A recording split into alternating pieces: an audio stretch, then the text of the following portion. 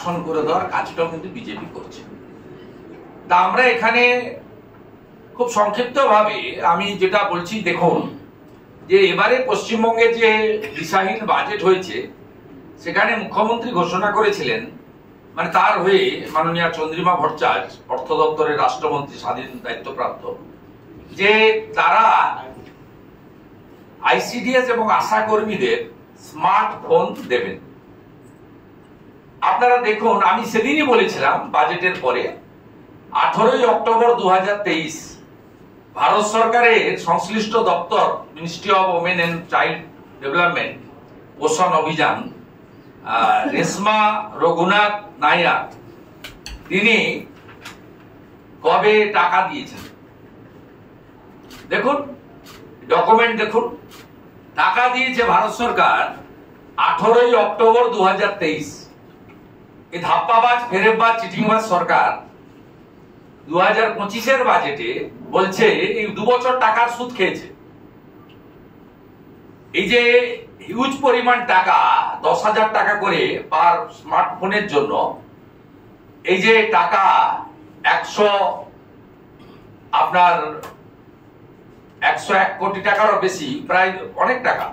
এই টাকার 2 বছর পশ্চিমবঙ্গ সরকার সুদে মুখ্যমন্ত্রী ছবি ছাপিয়েছে, খেলা মেলা ইত্যাদিতে ব্যয় করেছে। ঠিক একই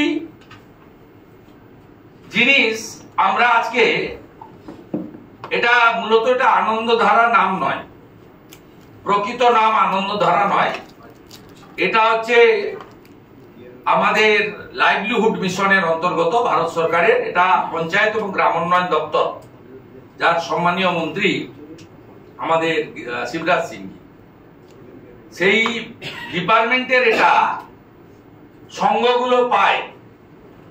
lending of CIFF by the sanghas to the SHG concern over ideal CIF part in the sangha accounts. এখানে ইন ডিটেলস জগন্নাথ ভাই বলবেন, আমি শুধু একটা কথাই বলবো, 701 কোটি টাকা ভারত সরকারের ফেলে রেখেছেন, যেখানে 50, 60, 70 লক্ষের কাছাকাছি সংঘের সদস্যরা, সংঘের সদস্যদের টাকা দেওয়ার কথা। এই একইভাবে মহিলাদের টাকা আটকে রাখা হয়েছে। এর দুটো কারণ আছে। একটা হচ্ছে সুদটা নিয়ে যাওয়া, যেমন 8 কোটি টাকা নিয়ে লন্ডনে গেছেন WVIDC থেকে। আরো কিছু কাজ আছে, খেলা মেলা, শ্রী শ্রী জগন্নাথ ধাম কালচারাল সেন্টারের উদ্বোধন, সাংস্কৃতিক কেন্দ্র চালিয়ে যাচ্ছে মন্দির, ভালো ভালো। তা নতুন ভাবে হিন্দু হওয়ার চেষ্টা করছেন, আমাদের ভালো লাগছে দেখতে। তা আপনারা এই টাকাটা ওরা আটকে রেখে সুদ, এবং উদ্দেশ্য হচ্ছে ডিসেম্বর জানুয়ারিতে ছাড়া, এমসিসি চালু হওয়ার আগে বা এমসিসি চালু হলে।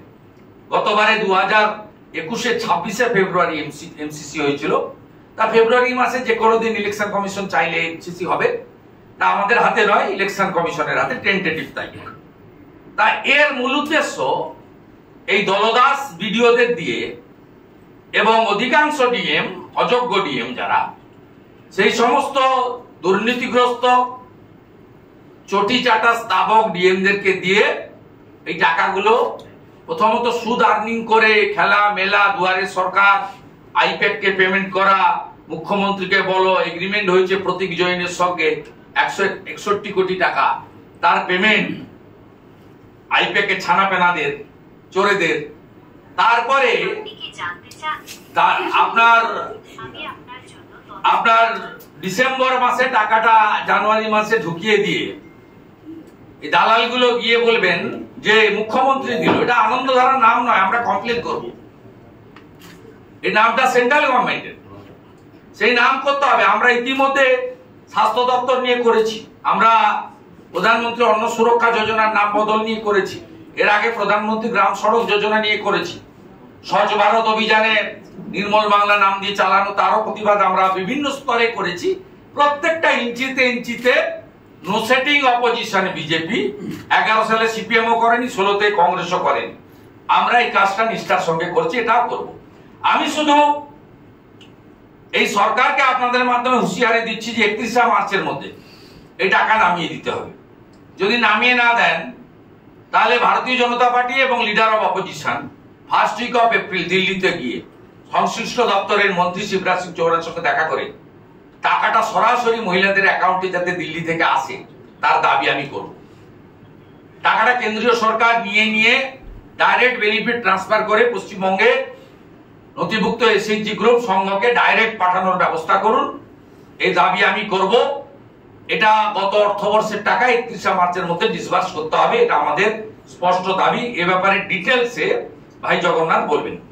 আমি আরেকটা পয়েন্ট আপনাদেরকে বলতে চাই, সেটা হলো 27শে অক্টোবর থেকে মুখ্যমন্ত্রী মমতা ব্যানার্জি 27শে অক্টোবর বলছি, সরি 27শে ফেব্রুয়ারি থেকে